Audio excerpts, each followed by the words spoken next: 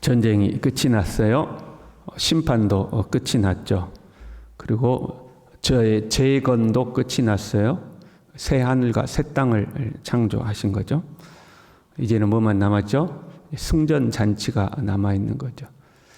사실 이 전쟁에서 상을 받아야 할 자들도 은밀하게 상을 받아요. 보면 그 죽임당한 영혼들이 심판대에서 함께 심판하고 왕 노릇한다 이렇게 돼 있잖아요.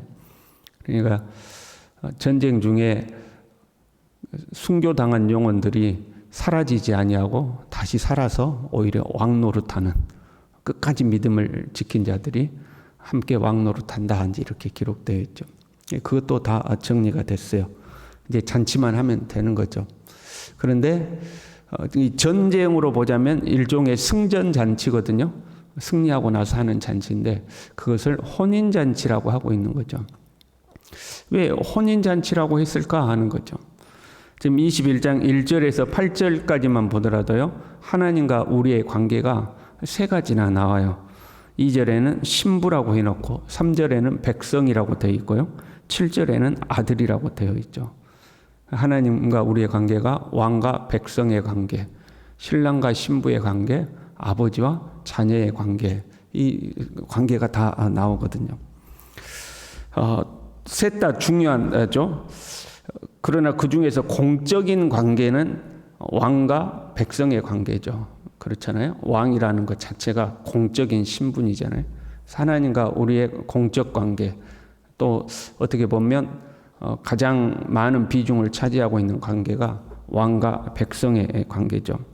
이스라엘은요, 시내산에서 하나님과 언약했어요.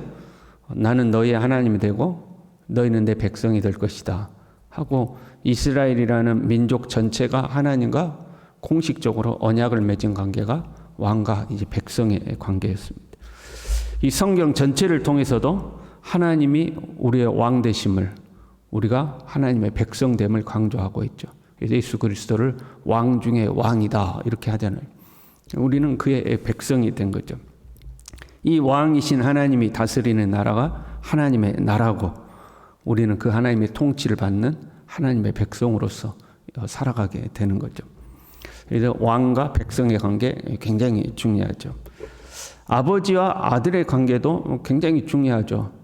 너는 내 아들이라, 오늘날 내가 너를 낳았도다 하고, 하나님이 우리를 낳았다 하고 우리가 하나님의 자녀됨을 강조하고 있죠. 신랑과 신부의 관계도 강조되죠. 구약에서 이스라엘은 하나님의 신부로 묘사가 됩니다. 그래서 우상을 섬기고 이방을 쫓는 것을 음행을 행했다 그렇게 표현하는 거죠. 그래서 하나님께서 이스라엘을 자기의 신부로서 묘사하고 있죠. 그러니까 왕과 백성도 중요하고 신랑 신부도 중요하고 아버지와 자녀도 중요하다 이 말이에요. 근데 또 다 중요한 관계고, 그 세 관계가 이미 다 21장에 등장하고 있는데 그 중에서도 혼인잔치라고 표현하고 있는 거죠. 그 중에서도 신랑과 신부의 관계에 초점을 맞추고 있는 거죠. 여러분 어떤 관계가 제일 좋아요? 백성이 좋아요? 자녀가 좋아요? 신부가 좋아요? 우리가 현실 세계에서 남편과 아내가 맨날 투닥투닥 싸우고 사니까 이건 남편과 아내는 별로야. 그냥 우리는 아버지에게 한없이 기대는 자녀가 좋을 수도 있어요. 한없이 용서해 주시고 또 유산을 상속해 주시고 그럴 수도 있고 그러잖아요. 여러분 뭐가 제일 좋은 것 같아요? 이 세 관계 중에 가장 친밀한 관계는 신랑과 신부의 관계죠. 한 몸을 이루는 관계는 신랑과 신부의 관계밖에 없습니다. 다 중요하지만 굳이 구분하자면 그렇다는 거죠. 이 세 관계 다요 권위의 관계가 형성이 됩니다. 백성은 왕의 권위에 순종해야 되고, 자녀는 부모의 권위에 순종해야 됩니다. 신부는 신랑의 권위에 순종하도록 되어 있죠. 신랑이 머리가 되고 신부는 머리 된 신랑에 순종해야 된다 하고 되어 있죠. 그럼에도 불구하고 신랑과 신부는 다른 관계에 비해서 더 대등한 관계라고 할 수가 있어요.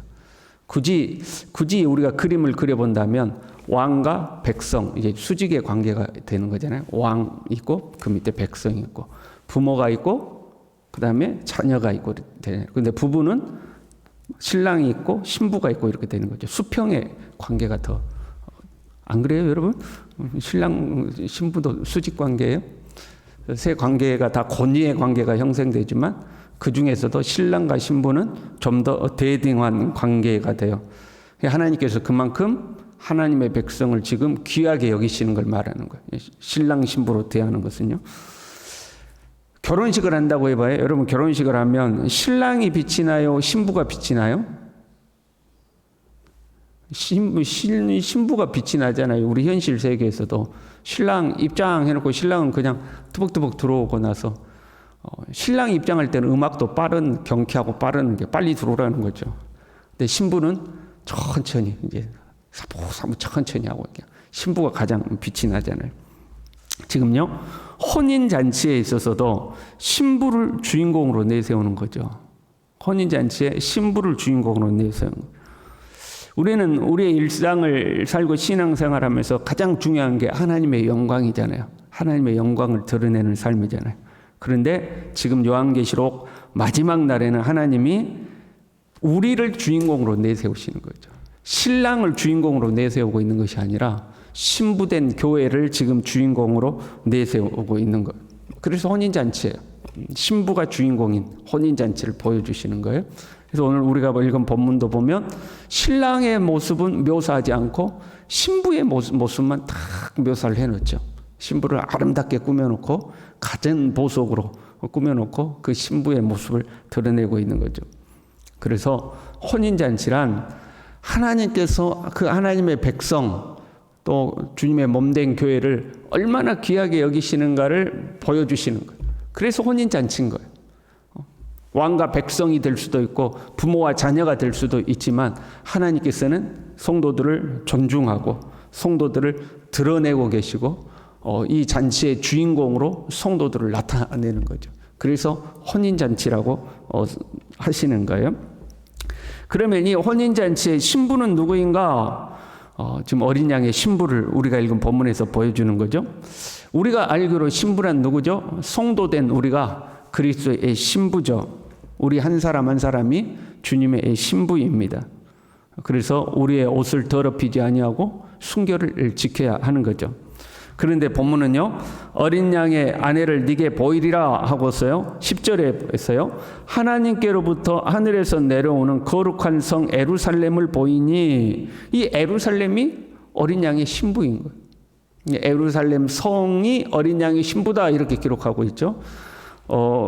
2절에도 보니까 또 내가 보매 거룩한 성 새 예루살렘이 하나님께로부터 하늘에서 내려오니 그 준비한 것이 신부가 남편을 위하여 단장한 것 같더라. 지금 새 예루살렘이 어린 양의 신부가 됨을 지금 보여주고 있는 거예요. 우리는 기본적으로 무엇이 신부예요? 우리 자신이 주님의 신부인데 지금 요한계시록에서는 예루살렘이 주님의 신부다 하고 이제 말씀하고 있는 거죠. 이 이스라엘에게 있어서는요, 선민 공동체 사상이 굉장히 중요합니다. 한 개인으로서가 아니라 우리 민족이 하나님께 선택받은 민족이다. 이 공동체 사상이 굉장히 강한 거죠. 이스라엘은 공동체로서 하나님께 선택된 민족이죠.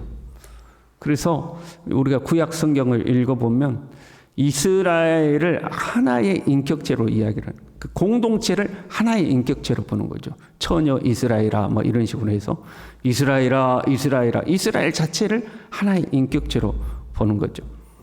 이스라엘이란 예루살렘이란 이스라엘을 상징하고 있는 거죠. 신부된 예루살렘, 그러면 그 예루살렘은 이스라엘을 상징하고 있고, 새 예루살렘이라고 하잖아요. 새 예루살렘은 혈통으로서의 이스라엘을 넘어서 예수님을 구주로 영접하고 끝까지 신앙을 지킨 신앙의 공동체를 이제 새 예루살렘이라고 하는 거죠. 구약의 예루살렘, 새 예루살렘은 끝까지 믿음을 지켜낸 그 신앙 공동체, 그것을 새 예루살렘이라고 하는 거예요. 그래서 지금 신부된 예루살렘이란 공동체로서의 성도를 말하고 있는 거고, 신약에 와서 우리는 그 성도의 무리를 교회라고 부르는 거죠. 교회 이렇게 부르는 거죠. 그런데 지금 요한계시록에서는 예루살렘으로 묘사하고 있어요.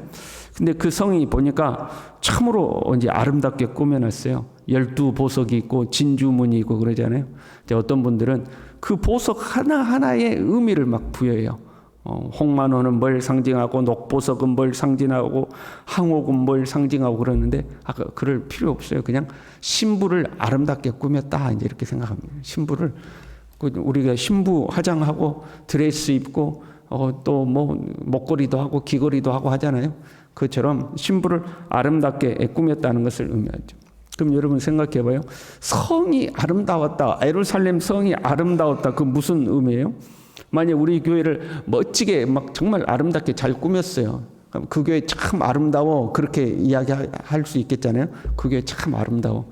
그런데 그 교회를 다니는 우리가 여기서 맨날 치고받고 싸워요.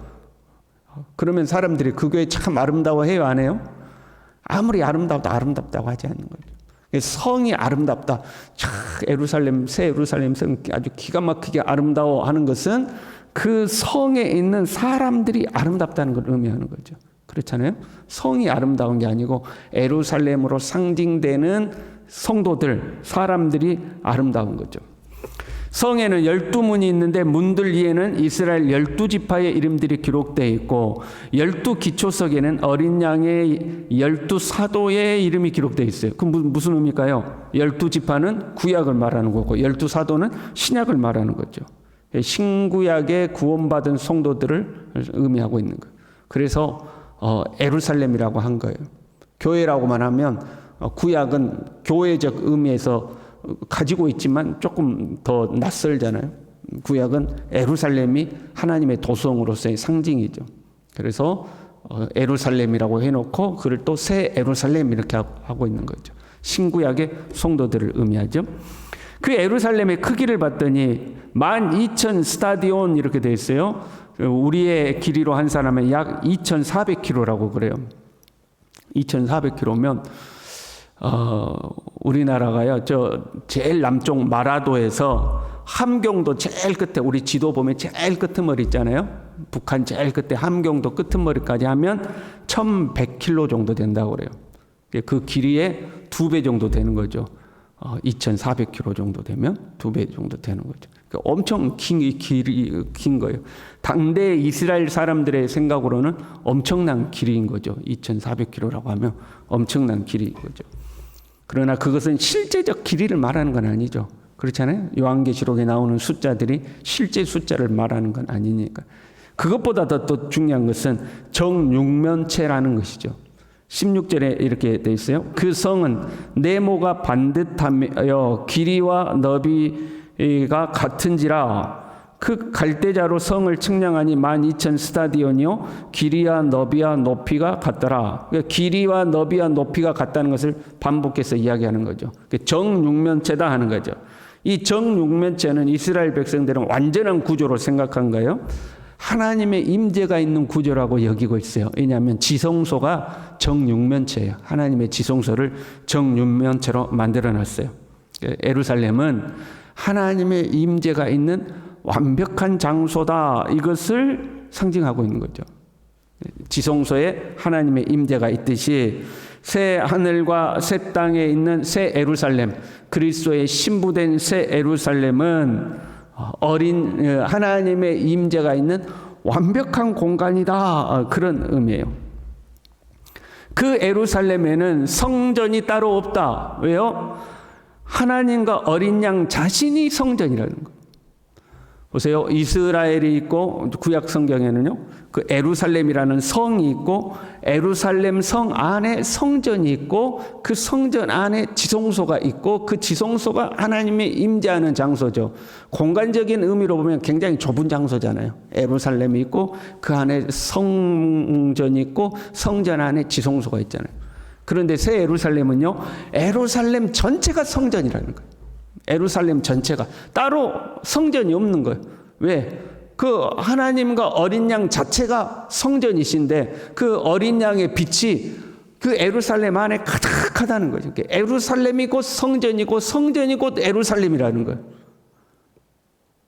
무슨 말인지 이해되시죠? 그 어떻게 된 거예요? 그러면 하나님의 임재가 예루살렘과 완전히 하나 돼 버린 거죠. 성전과 예루살렘이 완전히 하나 된 공간이다 그런 말이에요.